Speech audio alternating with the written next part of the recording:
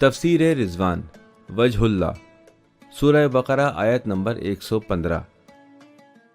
وَلِلَّهِ الْمَشْرِقُ وَالْمَغْرِبُ فَأَيْنَمَا تُوَلُّوا فَثَمَّ وَجْهُ اللَّهِ إِنَّ اللَّهَ وَاسِعٌ عَلِيمٌ۔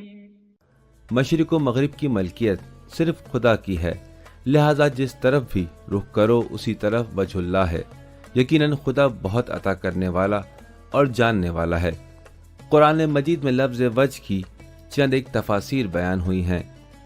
نمبر 1، کچھ آیات میں وجہ بے معنی ذات اور خوشی ہے، لہذا جب کہا جاتا ہے وجہ اللہ تو اس سے مراد خود خدا تعالی ہے۔ نمبر 2، بعض دوسری آیات میں وجہ کا معنی رضایت اور خوشنودی ہے، جیسے سورہ مبارکہ روم کی آیت نمبر 38 میں ارشاد ہے، یہ ان لوگوں کے لیے ہے جو خوشنودی خدا چاہتے ہیں، بہتر ہے۔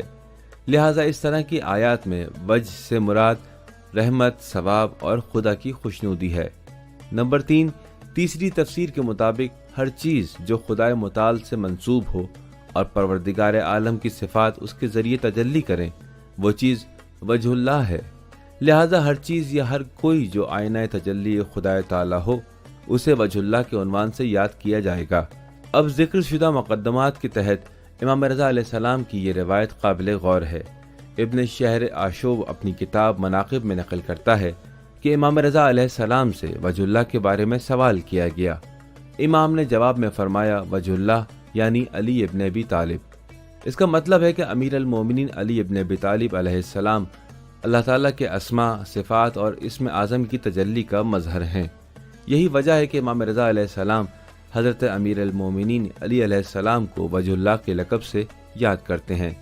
البتہ وہ چیز جس کا ذکر کرنا ضروری ہے وہ یہ کہ سارے ائمہ معصومین وجہ اللہ ہیں۔